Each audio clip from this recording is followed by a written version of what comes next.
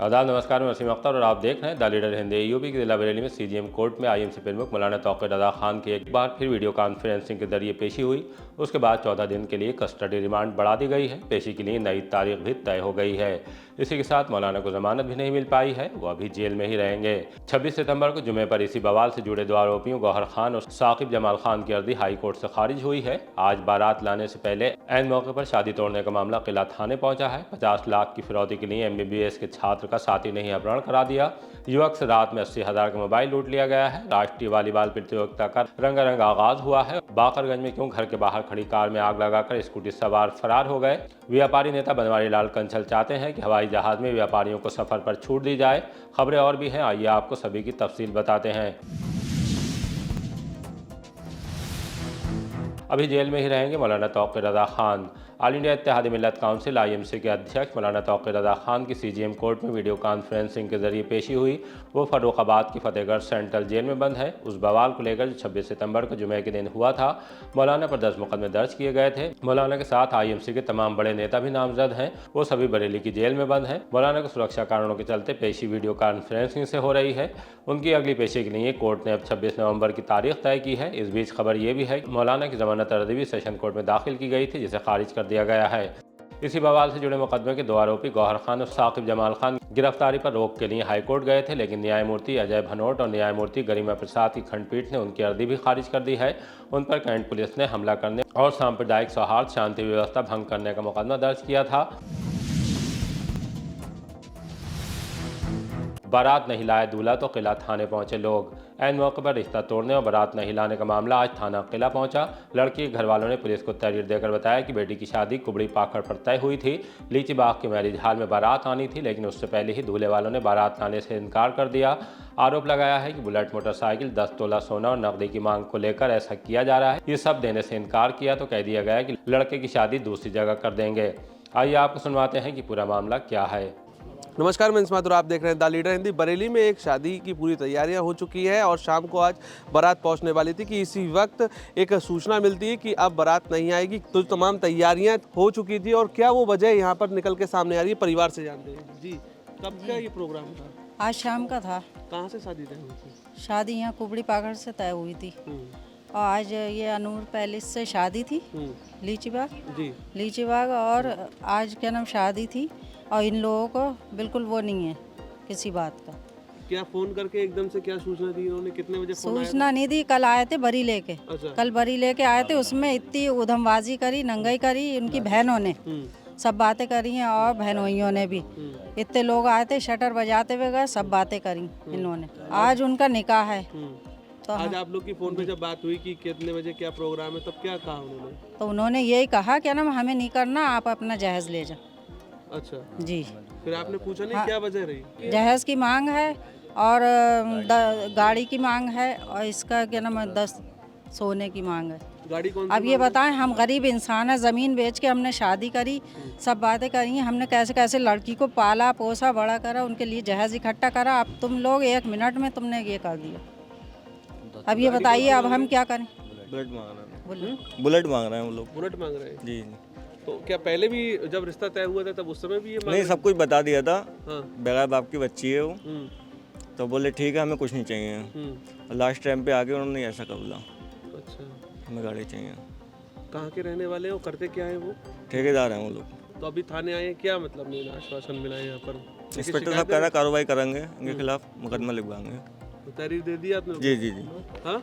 परसों वलीमा है, आज दूसरी जगह निकाह को कह रहे हैं वो। आज दूसरी जगह शाम में निकाह है उनका। अच्छा। और हमारी बहन की ज़िंदगी ख़राब कर दी उन्होंने बुरी तरीके से। और जो है वहाँ पर उधमबाजी मचा रहे थे रात में आन के। कल रात में आन के उधमबाजी मचाई और पूरे मोहल्ले में शोर शराबा, 40-50 लोग आए थे और गालियाँ ही बकी और सबके गिरवान वान पर भी हाथ डाला। जो है मारपीट भी हुई वहाँ पर।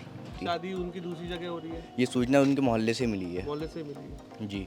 पता चला है कि कहाँ पे शादी हो रही है? ये वहीं मोहल्ले की में ही है। अच्छा। जी।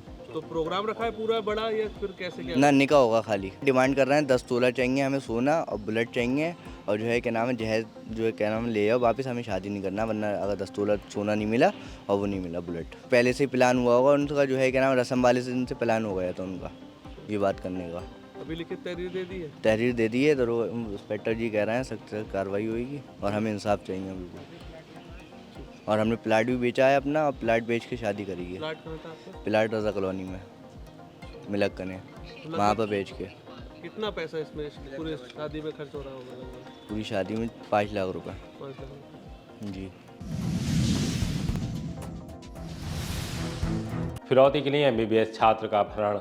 राजश्री मेडिकल कॉलेज से एक बेहद सनसनीखेज वारदात सामने आई है। महाराष्ट्र में करोड़पति बाप के बेटे बताए जा रहे हैं कि स्टूडेंट को उसके साथी ने ही 50 लाख की फिरौती वसूलने के लिए किडनैप कर लिया। उसे पहले स्कूटी और इको वैन में बैठाकर सुनसान जगह ले गए। वहां डराने के बाद UPI का पिन पूछा, फिर अलग अलग खातों में 60,000 रुपये ट्रांसफर करा लिए।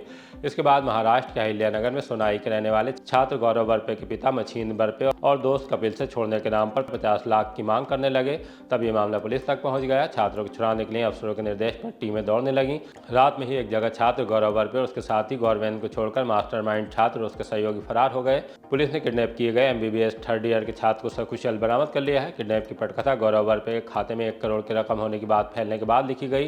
पीलीभीत के रहने वाले राजश्री के ही छात्र दिविज ने इसका प्लान तैयार किया। वही गौरव और गौरवेंद्र को स्कूटी से बैठाकर राधा कृष्ण मंदिर की तरफ ले गया।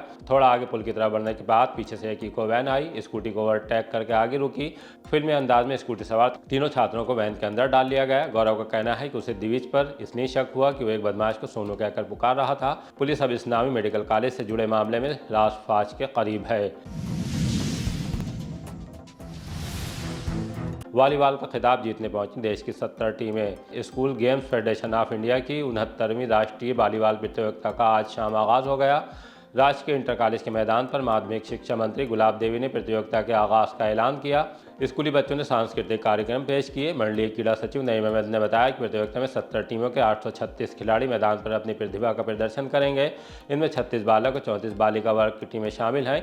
आइए आपको सुनवाते हैं कि शिक्षा मंत्री ने इस मौके पर क्या कहा है। बरेली आना हुआ है आपका और खेलों से ख्याति की तरफ जो है हमारी सरकार आगे बढ़ रही है, क्या कहना है? 69वीं खेल प्रतियोगिता में आज मैं सम्मिलित हुई हूँ, जो माननीय प्रधानमंत्री जी का मुख्य विजन है और माननीय हमारे मुख्यमंत्री जी का मुख्य विजन है कि प्रदेश में और देश में हमारे बच्चे खिलाड़ी के रूप में उभरें और अपने व्यक्तित्व का निखार करें।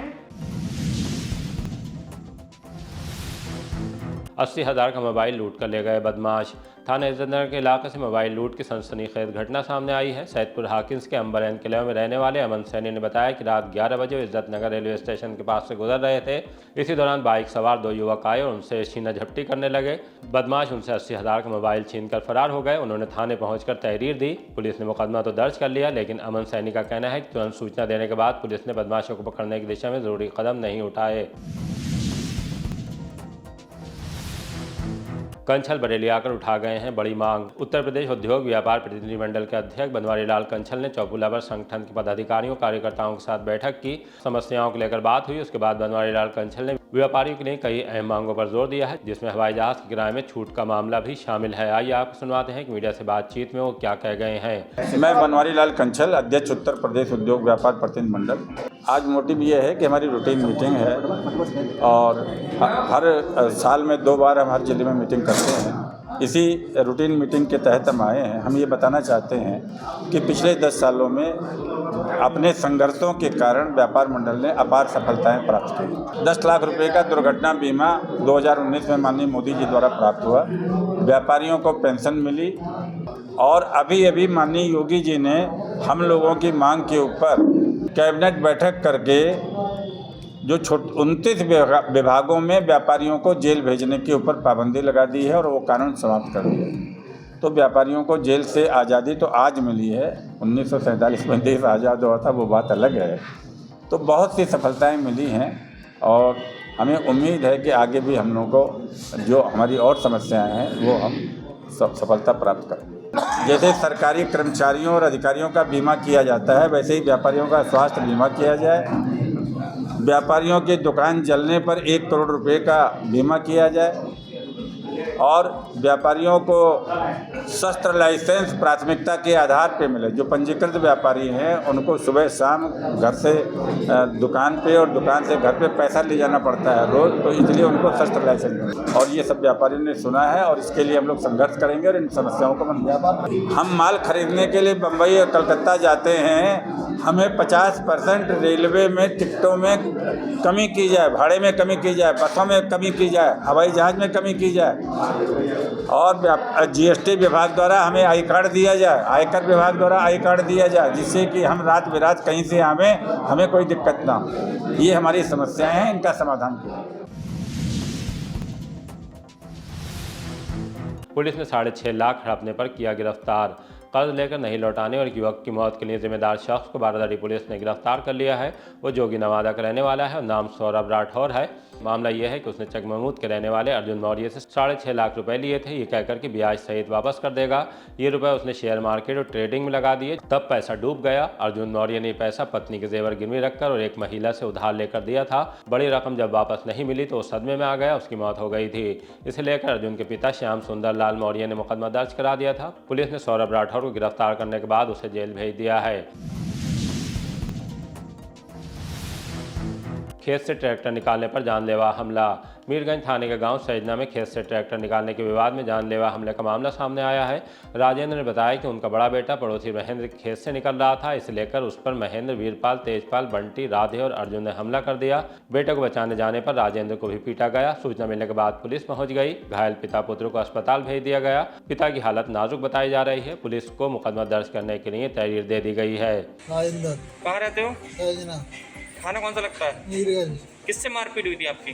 महेंद्र पाल, बेनी, वो महेंद्र पाल, ओमकार, वीरपाल, तेजपाल। क्यों मारा था? वजह क्या रही थी? ऐसे साहब खेत में वो सब बालक ट्रैक्टर लेकर आ रहा और खेत निकाल लो, इसलिए क्या मारा था आपको? डंडा मारो इसमें। कब की घटना है ये? कल शाम को। थाने में शिकायत की है? जी हाँ, आज शिकायत हुई। बाकरगंज में रात खड़ी कार में लगाई आग। किला थाने के इलाके बाकरगंज में घर के बाहर खड़ी कार में स्कूटी सवार 2 लोग रात में आग लगाकर फरार हो गए। कार बुरी तरह से जल गई, जो बब्बू अली की है। उन्होंने थाने में तहरीर देकर बताया कि स्कूटी पर आए 2 युवकों ने पहले कार का शीशा तोड़ा, उसके बाद पेट्रोल छिड़क कर आग लगा दी। कार में रखे उनके जरूरी कागजात भी जलकर राख हो गए। पुलिस ने तहरीर लेने के बाद मामले की जाँच शुरू कर दी है। ट्रैक्टर ट्राली की टक्कर से गन्ना सेंटर के इंचार्ज की मौत। केसर शुगर मिल के सेंटर इंचार्ज जी सुखराम 55 साल की बहेड़ी से घर लौटते वक्त गन्ना भरी ट्रैक्टर ट्राली के टक्कर मार देने से मौत हो गई। उस गांव टेरा के रहने वाले थे। हादसे की सूचना के बाद पुलिस ने उनके शव को पोस्टमार्टम के लिए भेज दिया है। आइए आपको सुनवाते हैं कि उनके बेटे ने हादसे को लेकर हमें क्या जानकारी दी है। मेरा नाम दीपेंद्र कुमार है। कहाँ रहते हैं? मैं ग्राम टेरा रहने वाला हूँ। अच्छा, थाना कौन सा लगता है? थाना शीशगढ़ लगता है। ये कौन थे आपके? मेरे पापा थे। ये बहेड़ी से रास्ते में लौट रहे थे और वहीं सड़क दुर्घटना हुई। किस चीज़ से टकराए थे ये? शायद ट्रैक्टर ट्राली। ये कैसे थे? ये पैदल थे। कहाँ का हादसा है ये? ये हमारे इधर गांव से 2 किलोमीटर दूर पड़ता है, थोड़ा सा रोनिया, यहाँ का है।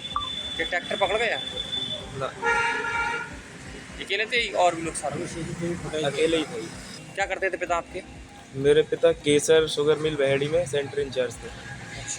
परिवार में कौन कौन है आपके? परिवार में मैं हूँ, चाचा है, मम्मी है, बाबा है, सब। कबाड़ी को सरकारी रिकॉर्ड भेज देने पर मुकदमा दर्ज। नगरीय प्राथमिक स्वास्थ्य केंद्र गंगापुर में कार्यरत सपोर्ट स्टाफ ज्योति प्रकाश ने आशा भुगतान के वाउचर का रिकॉर्ड ही कबाड़ी को भेज दिया। मामला संज्ञान में आने के बाद सीनियर डॉक्टर विश्राम सिंह ने जांच कराई। साफ हो गया कि माह जुलाई और अगस्त 2025 के वाउचर कबाड़ी को बेचे गए हैं। इसे गंभीरता से लेते हुए प्रभारी चिकित्सा अधिकारी की तरफ से इज्जतनगर थाने में मुकदमा दर्ज करा दिया गया है। आरा मशीन का ब्लेड टूटने से कारीगर की मौत। बुखारपुरा में आरा मशीन पर काम करने वाले धर्मेंद्र शर्मा की ब्लेड टूटकर सिर में लगने के बाद दर्दनाक मौत हो गई और रामगंगा कॉलोनी के रहने वाले थे। पत्नी पूनम शर्मा का आरोप है कि पति की मौत आरा मशीन मालिक जफर उर्फ बब्बू की लापरवाही से हुई है। मशीन में खराबी थी जिसे ठीक नहीं कराया गया। 27 अक्टूबर को हुई मौत के मामले में पुलिस को अब तहरीर भी दे दी गई है। कमिश्नर ने अफसरों से लिया एसआईआर का जायजा। जीआईसी के स्मार्ट सिटी ऑडिटोरियम में कमिश्नर भूपेंद्र एस चौधरी ने एसआईआर और बरेली मुरादाबाद खंड शिक्षक निर्वाचन के पुनरीक्षण अभियान का जायजा लिया। ईआरओ को ब्रीफिंग कराई। कहा कि जिस तरह से पुनरीक्षण अभियान को लेकर यहां बताया जा रहा है, वैसे ही विधानसभावार बीएलओ को बुलाकर ब्रीफिंग करें। महाअभियान में पूरी ताकत लगाकर मतदाता सूची को त्रुटि रहित बना दें।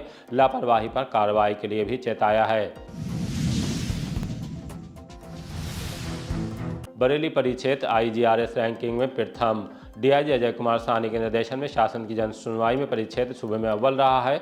समाधान प्रणाली IGRS के अंतर्गत प्राप्त जन शिकायतों के गुणवत्तापूर्ण एवं समयबद्ध निस्तारण में माह अक्टूबर 2025 में पहला स्थान हासिल किया है। इस उपलब्धि में परिक्षेत्र के जनपद पीलीभीत ने प्रदेश में प्रथम, बदायूं ने 34वां, शाहजहांपुर ने 39वां, परिक्षेत्र कई थानों ने संयुक्त रूप से प्रथम स्थान हासिल किया है। बरेली का थाना सुभाष नगर, फतेहगंज पश्चिमी, किला, शेरगढ़, सीबीगंज, बारादरी, इद्दतनगर, भोजीपुरा, नवाबगंज, आंवला, प्रेमनगर, कैंट, जबकि बदायूं, पीलीभीत और शाहजहांपुर जनपदों के महिला थाने व प्रमुख कोतवालियों ने उत्कृष्ट प्रदर्शन किया।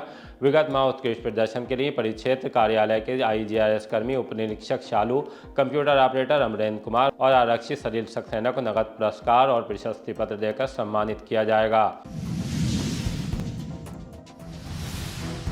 सीएम डैशबोर्ड में पारदर्शिता पर दिला अव्वल। सीएम योगी आदित्यनाथ की पारदर्शी और तेज प्रशासनिक नीति का असर बरेली में साफ दिख रहा है। सीएम डैशबोर्ड की अक्टूबर 2025 की रैंकिंग में जिले ने विकास कार्यक्रम में तीसरा, जबकि पारदर्शिता में पहला स्थान हासिल किया है।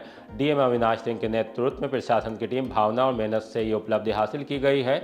डीएम ने अधिकारियों और कर्मचारियों को बधाई देते हुए कहा कि ये रैंकिंग सभी के सामूहिक प्रयासों का नतीजा है। इस बार शाहजहांपुर दूसरे, बदायूं 8वें और पीलीभीत 18वें स्थान पर रहा। बरेली लगातार टॉप 3 में अपनी जगह बनाए हुए है। चलते चलते दो खबरें आपको और बता देते हैं। एक ये कि रामपुर के CRPF कैंप पर हमले के मामले में सजा पूरी कर चुके मोहम्मद शरीफ को भी बरेली सेंट्रल जेल से रिहा कर दिया गया है। परिवार के लोगों ने वकील और जेल प्रशासन की मदद से 20,000 रुपये का जुर्माना अदा कर दिया, जिसके बाद उस इलाकों से बाहर आ गए। उनसे पहले 2 आरोपी जंग बहादुर खान और मोहम्मद शरीफ कई साल सेंट्रल जेल में बंद रहने के बाद पहले ही रिहा कर दिए गए थे। दूसरी खबर यह है कि बरेली में बीडीए कॉलोनी के रहने वाले लकी मखानी 25 साल का दिल्ली में खून से लथपथ शव मिला है। लकी नोएडा सेक्टर 62 स्थित jubilee technology Indian private limited में काम करते थे। उनकी मौत की खबर आने से मां ज्योति देवी गहरे सदमे में है। दिल्ली पुलिस मामले की जांच में जुटी है। इसी तरह की ताज़ा अपडेट जानने के लिए देखते रहिए द लीडर हिंदी। विदा लेने से पहले हमारी आपसे गुजारिश है कि हमारी रिपोर्टिंग पसंद आ रही है तो खबरों को शेयर कीजिए और हमारे चैनल को सब्सक्राइब करके हमारा हौसला ज़रूर बढ़ाइए।